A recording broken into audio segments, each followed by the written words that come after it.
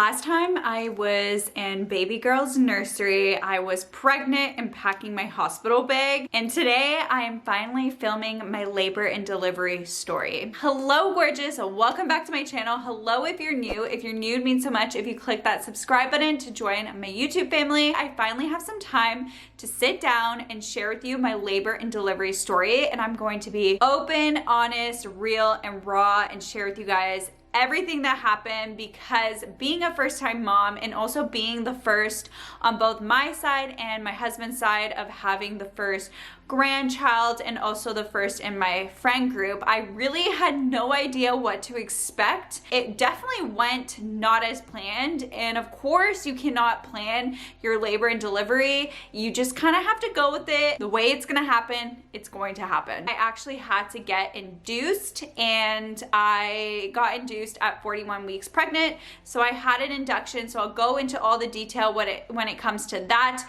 and everything around the day I gave birth to my beautiful baby girl, Sophia. I have been posting on my Instagram, so if you guys aren't, make sure you're following me on there. That is where I update the most right now, and it's just at NicolettaXOYT. With that being said, let's just jump right into my labor and delivery story time. So I didn't go ahead and film the whole process because, to be completely honest, I just really wanted to take in the moment. I was also in so much pain, and whipping out the camera was just not on the top of my mind, and I just kind of wanted to have that whole experience private. Okay, so I'm gonna rewind back to when I was 39 weeks pregnant, because that was the first time I got checked to see if I was dilated or if there was any progress, and I was really hoping that there was. Of course, I was really hoping I'd go into labor naturally on my own and my body would just kind of do its thing, but of course that did not happen, because you cannot plan your labor and delivery story. You kind of just have to go with it, and whatever happens kind of happens. At the 39 weeks appointment, I was not dilated, I was not effaced.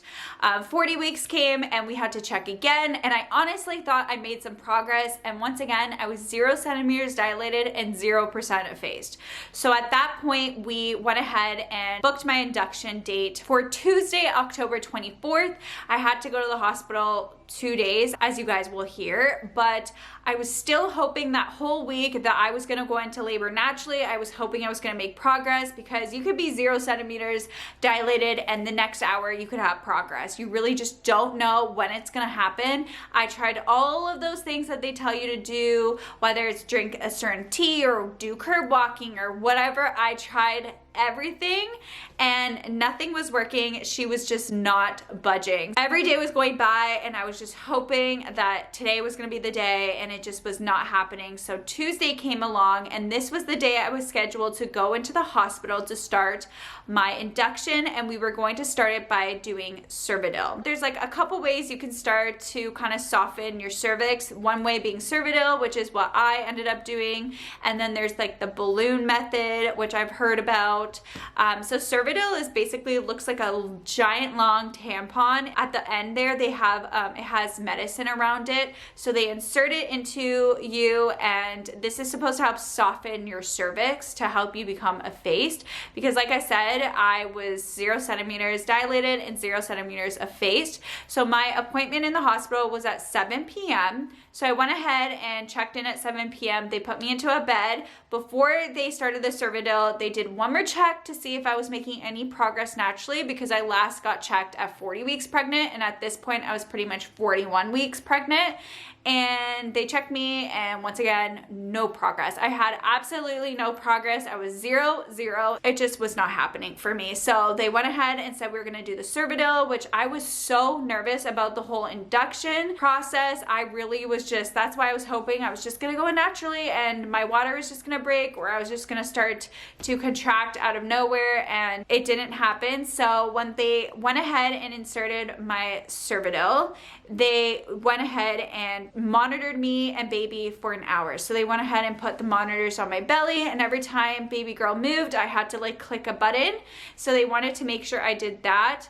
and they wanted to see how I was kind of reacting, because if everything was good, they sent me home and I had to go home for 12 hours and come back at 7 in the morning and kind of just let the Cervidil do its thing. One thing that made me really nervous is the nurses went ahead and basically explained to me that if this didn't work, they do go ahead and do a second Cervidil or even a third one, which really freaked me out because I just thought we do Cervidil one time and that's it. So I was really nervous that this was not going to work. But once they inserted it in me at about 40 minutes after, so it was like 7:40 p.m., I actually started to already get cramping, but it was very light at this point. And by 8 p.m., they went ahead and sent me home, and I had booked appointment to continue on with my induction at 7 in the morning. So once I got home, at this point, it was near almost 9 p.m. and I was starting to get ready for bed because I was really starting not to feel well. The cramps started to get a lot worse, but it still wasn't too bad. So I went ahead and started getting ready because I knew that I had to try and get some sleep if I could, because it was going to be a long day the next day. Let me tell you, I did not get sleep that night because things really started to progress very fast. So I went to bed, I maybe slept for an hour, and I started to keep waking up because the cramping was getting so bad. Every hour passed and it was just getting worse and worse. And I explained the cramping to be like my period cramps, in the sense that I was in the same location, but the pain was even worse than my typical period cramps, which I have to say, I do get really bad period cramps. I've always kind of struggled with that. I do have PCOS, and cramping has just been really bad for me growing up, but these cramps were on another level. So whenever I get period cramps, I get it on my very low abdominal, and then it goes shooting down my thighs. And this was like the exact same area where it ended up being my contractions were. Some people, when they're going to labor, feel cramping on their back and on the belly, on the top, and I was not getting that. So I was really confused if these were just light cramping from the Cervidil or if this was contractions, because when speaking to the nurse, they made it seem like you are gonna cramp. That's very normal. So it doesn't necessarily mean that you're contracting. And the point of Cervidil is really more to like soften your cervix. Not everyone dilates with Cervidil. I just kept waking up and I was just in so much pain. I remember like rocking and just like breathing through it. And my husband ended up getting me like hot water bottles. I kept changing that. And the more that the night went on, the worse it was getting. And I really was just like starting to be in so much pain. So at this point, my husband ended up calling the hospital because it was probably around like 5 a.m. and it was becoming unbearable. And the way that we explained my cramping, the nurse thought it was just like cramping, it wasn't contraction. So she told me if I can stick it out, to stick it out till 7, or if I want pain meds to come in earlier. So I just decided I'm just gonna stick it out and I'm just gonna stay home and till 7. She also told me that I should go into the shower and that will help. So that is what I did. I went into the shower and I did a hot shower, and that did help in the moment. Definitely heat helped with the cramping in the moment, but it was still so hard to just stand in the shower while the cramping was coming on and off, and they were very close together. So at this point, it was pretty much 7 a.m. and I was ready to get out of the house and go to the hospital. I just wanted to be there because I was in so much pain. Tears were coming down my face. I was trying to breathe through them, but it was really hard. So we went to the hospital and I got checked into a bed at 7 a.m. and I was waiting for my OB to come because he was going to actually deliver that day, and I was really excited for that because I really wanted my OB to be the one that delivered my baby and was kind of there. And I had something very like unique in my labor and delivery story, which you guys will hear about, that made the postpartum unfortunately a lot worse to deal with, and the pain and all that. But with that being said, my OB ended up coming around near 9 a.m. and to take my Cervidil out. So at this point, I had my Cervidil in for about 14 hours. He takes my Cervidil out and then checks me, and the good news was I made a lot of progress with the Cervidil. I not only softened my cervix and I was at 70% effaced, but I was also about 3 centimeters dilated, which was the best news I could possibly get. It really helped me progress. Those cramps that I was feeling were officially contractions. The only thing I found out after is my contractions were coming in clusters, which I feel like probably wouldn't have happened if I naturally went into labor, but they were so close together and so extremely painful. The cervidil just like, it was intense on my body. My body really reacted to it. And after I got checked, I was officially booked into a labor and delivery room because baby girl was about to come and was probably going to come that day. And at this point, it was Wednesday, October 25th. So I get into my room. They were just coming in clusters and I was trying to breathe through them, walk around the room. But at this point, I got checked and I already progressed to 5 centimeters dilated.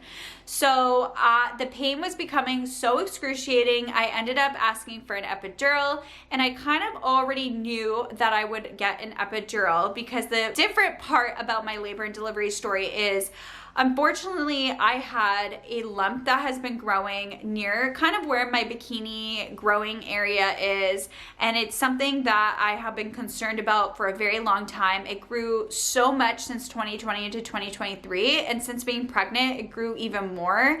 And my OB knew about this, and he knew that if he was in to deliver, he would remove it. I would have to get an epidural in order for him to remove that too. At the same time, after I give birth, he would go ahead and start that procedure by removing my lump. And I knew I wanted this lump removed. I've been wanting it removed for a while, and it just got so much worse. I was getting really worried and really bad anxiety over it. I knew that at some point I had to get the epidural, and my contractions were just coming so fast and so close together. It was just so extreme. They ended up tracking my baby girl and my contractions, and the nurse was just telling me how they were coming in clusters, my contractions, and I'm assuming it's obviously because of the cervidil and just the induction process. I had to wait about an hour and a half. At this point, I was in labor for about 18 hours before they went ahead and inserted the epidural. So the epidural, so many people talk about it and so many people have different experiences. I have to say,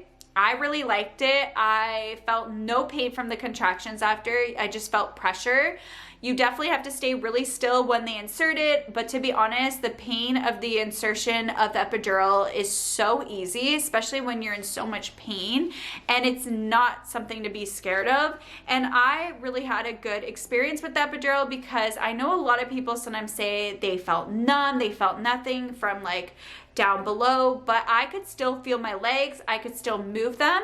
I just did not feel the pain of a contraction, but I still could feel my legs and I could feel the pressure. So to me, everything went really smooth with that. And of course, once I got the epidural, I could no longer move around the room. You had to kind of stay in the bed because it could be a danger if you're walking. They don't want you to be walking. So you're in bed. They also give you a clicker and you can keep clicking for more epidural, but of course you can't like overdose. They don't like give you too much. There's a limit, and there's also a limit of how often you can get it during a certain amount of time. At that point, I was so happy because I was so exhausted from the night before not getting any sleep.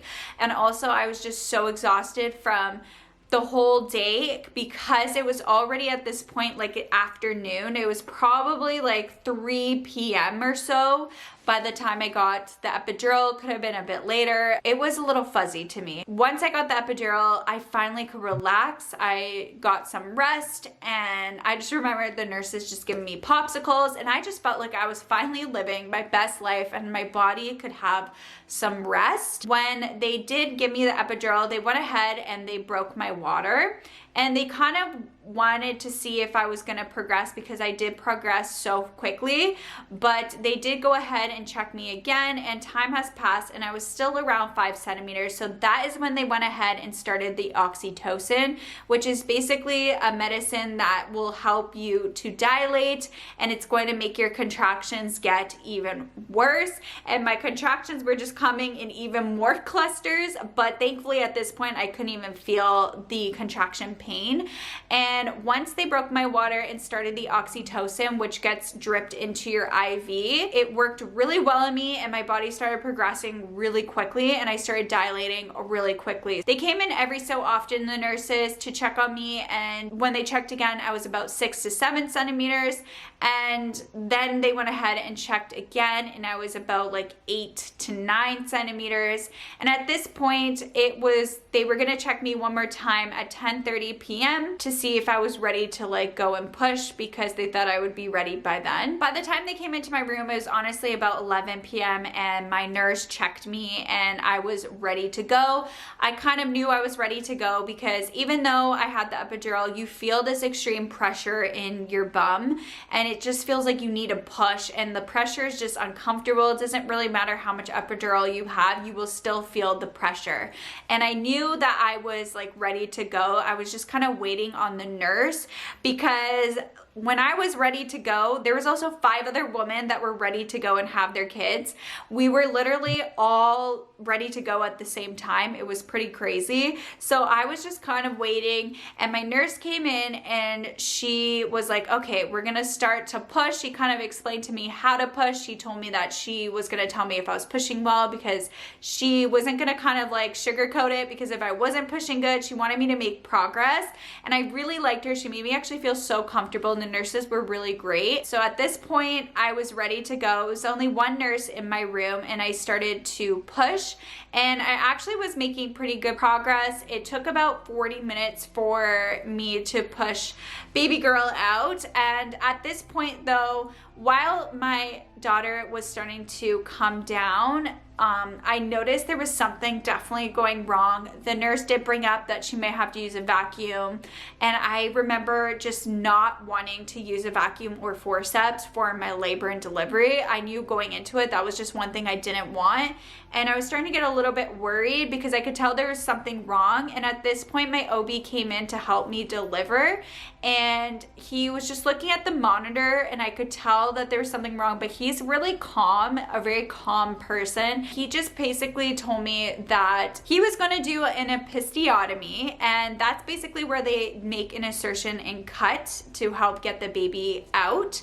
And I just was like, yep, go ahead, do it. I wanted baby girl out. I was getting really nervous. So basically when she was coming down the birth canal, her heart rate was starting to go down, and we needed her out now. So once he did that, he was able to pull her out right away, because she was pretty much almost there, but we couldn't wait any longer because her heart rate was just going down so fast. And once they pulled her out, the only thing that was really hard was that we couldn't do skin-to-skin contact right away. Unfortunately, when baby girl came out, she was not making any noise. She wasn't crying. I'm not sure if she wasn't breathing. It was just such a daze, and they were kind of just trying to keep me calm.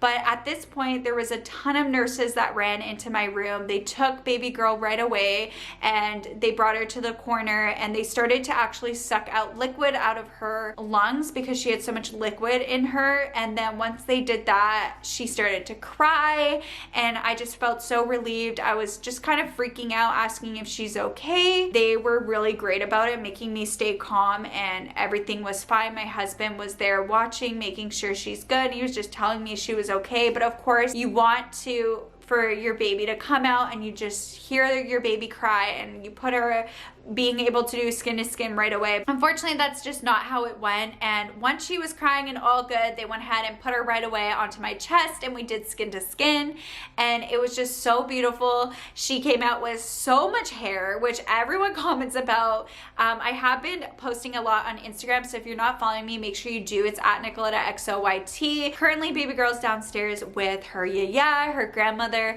so she's just having a little nap right now. And yeah, she came out with so much hair. Everyone just points out her hair because it is so much, and she is 1 month right now, which is mind-blowing that she's already a month, and her hair is just growing so fast. The myth that they say you get heartburn and acid reflux if your baby's gonna have hair, I swear it is true, because I had so much heartburn and acid reflux during my 3rd trimester. It was one of the worst symptoms of my pregnancy, and she came out with a ton of hair, like so much hair. It is absolutely crazy. It was just the most beautiful and wonderful experience. Just having her on my chest was all worth it. She was so alert, and her neck, she was like moving her neck all around. It was crazy how alert she was. She was just ready for the world. She didn't want to come out, but when she was out, she was here and she was making a statement. Everything just kind of goes away in that moment.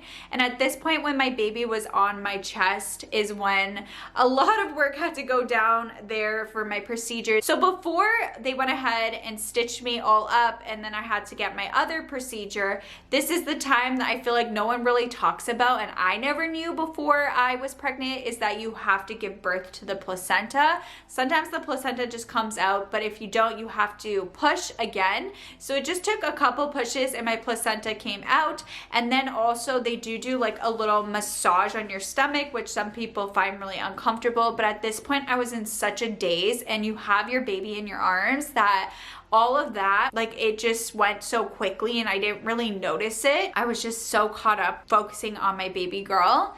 And once I was done all of that was when I had to get my stitches for my episiotomy, and then I had to do my procedure for my lumps. So like I said, I knew this was coming, and at the time I thought it was such a great idea to just kind of get 2 in 1 done. I just did not think about the recovery for this lump. I thought it was going to be easy breezy, and let me tell you, I was wrong.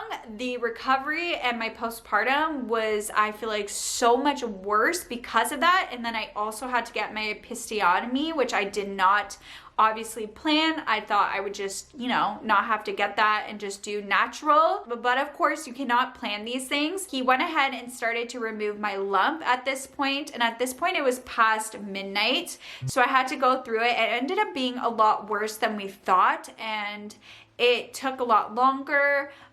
He ended up having to put a needle in my lump, because even though I had the epidural still, I couldn't 100% feel it, where I was probably in so much pain, but I definitely could feel it, and I definitely could feel some pain at this point. So he went ahead and I think numbed it more. I really don't know what was happening. I was trying not to pay attention, but it did take a lot longer, and everyone kind of knew, including my husband, that this was going to be kind of painful for the recovery, but everyone was kind of just not really trying to scare me, and I wasn't really thinking about that at the time because I was so invested on my child and just like focusing on that. And at this point, it could have been like 1 a.m., 1:30, and we finally finished the procedure, and I was ready to go to my postpartum room.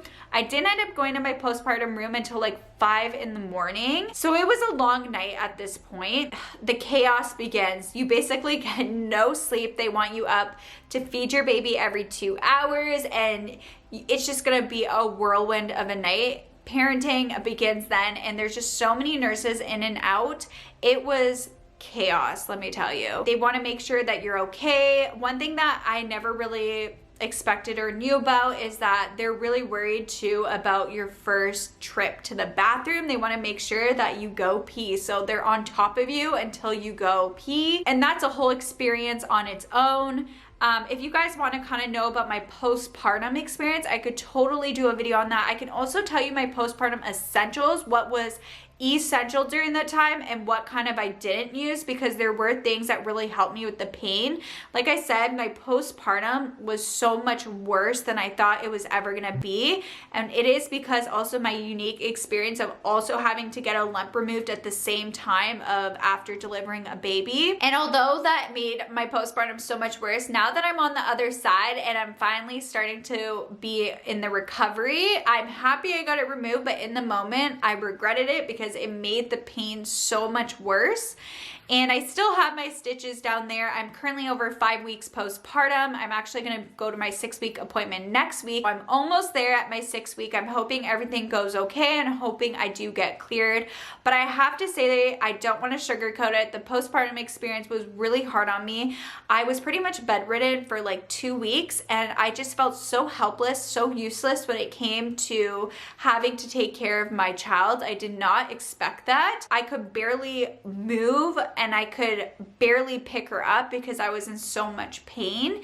And my husband, my mom, and my mother-in-law really helped me, especially the first week. It was excruciating for me. It was a lot of crying because I was in so much pain, and crying because I also just felt so helpless. Like I couldn't do what I wanted to do, and I've never been in that situation where I've been in so much pain, and it's like you finally just have this child and you have to take care of your child, but you can't control what happened and like the pain you're in. So that was really hard for me. After the 2-week mark was finally when I started to feel better every single day slowly. I could see the light at the end of the tunnel, because there were points like after a week I would feel even worse, and I was like, is this pain going to stop? And I just felt so many pains down there coming from all different spots, because I had the episiotomy, and then I also had my lump, and then there was also other pains I was feeling as well, just that come naturally with labor and delivery. I was also like drenched in sweat. I was constantly sweating. I could barely stand up without feeling like I was gonna faint and pass out. But like I said, I could do a whole thing on that and just share with you my postpartum essentials. That's pretty much my whole labor and delivery story.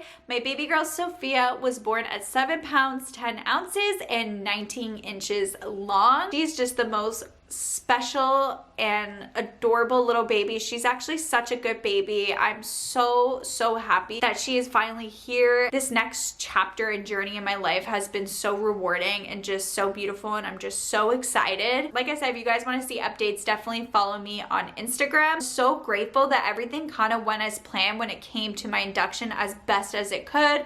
Like I got such good progress from my Cervidil, and I even dilated, and my oxytocin really worked, and everything just went as smoothly as it possibly could. I'm so blessed and grateful for that.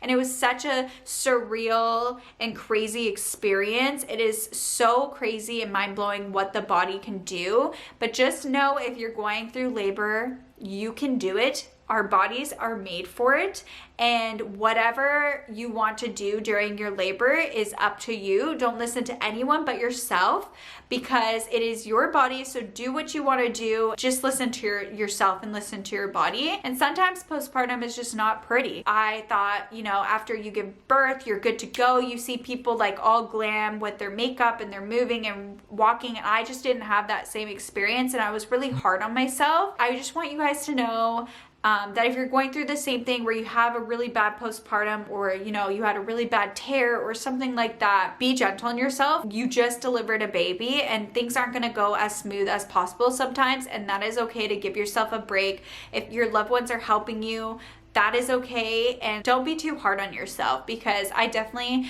felt really guilty and just felt so hard on myself during those first 2 weeks, because I just felt, like I said, so helpless and useless. And I really was trying some days when I was in so much pain. I was still trying, and it just made it worse. Yeah, I would not wish that on anyone. Like I said, let me know what other videos you guys want to see. I will link down below my pregnancy playlist, so if you guys want to kind of just see my whole journey being pregnant, of when I found out, my gender reveal. I even have like my baby shower vlog, my baby shower haul. I will definitely do a newborn essential. Now that baby girl is here, I can totally let you guys know what has been super useful and essential, and what I've been using every day, and maybe the things that I didn't end up using as much as I thought I would. So if you guys like this video, thumbs it up. It really helps me out. Don't forget to click the subscribe button. I know I'm not as consistent right now, but bear with me. I'm still trying to get into the routine of things, and I'm just going to try and post as much as I possibly can right now. So like I said, just bear with me. Just make sure you guys are subscribed, or follow me even on my Instagram. Everything will be in the description box for you guys if you guys want to just keep updated with me. But with that being said, I will catch you guys in my next video. Bye!